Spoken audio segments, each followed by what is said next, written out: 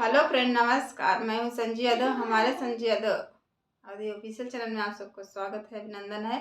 तो मैं बहुत प्यारा सा चुटकुला नाच गीत लेकर आई। कैसा लगे तो आप लोग जरूर कमेंट बताइएगा। वो भी ननद भौजाई का है, क्योंकि ननद भौजाई में बहुत ज़्यादा बैर रहता है, तो उसी के बीच में गीत लेकर आई हूँ। कैसा लगे तो आप लोग जरूर कमेंट बताइएगा।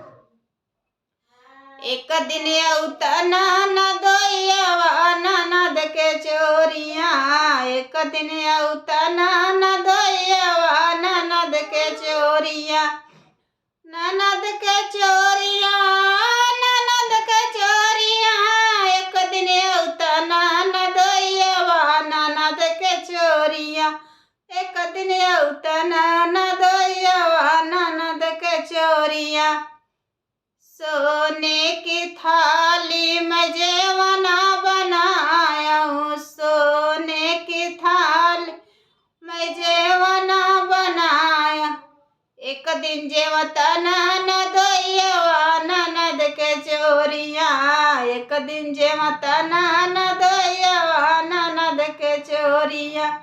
हाँ ननद के चोरिया, ननद के चोरिया, एक दिन जेवता ननदोइया ननद के चोरिया, एक दिन उता ननदोइया ननद के चोरिया। झड़े गड़ुलवा गंगा ही जल पानी, झड़े गड़ुलवा गंगा ही जल पानी।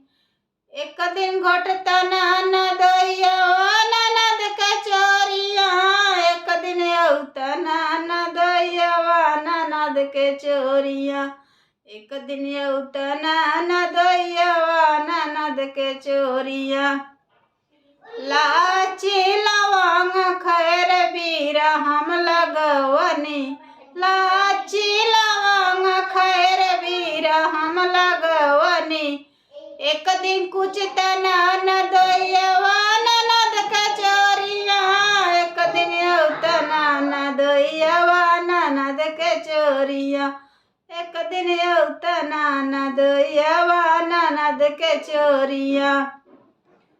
फूला ही झारी झारी से जमाई लगवनी, फूला ही झारी झारी से हम लगवनी। एक दिन लेटता ननदोइया ननद के चोरिया, एक दिन उता ननदोइया ननद के चोरिया, एक दिन उता ननदोइया ननद के चोरिया, एक दिन उता ननदोइया ननद के चोरिया।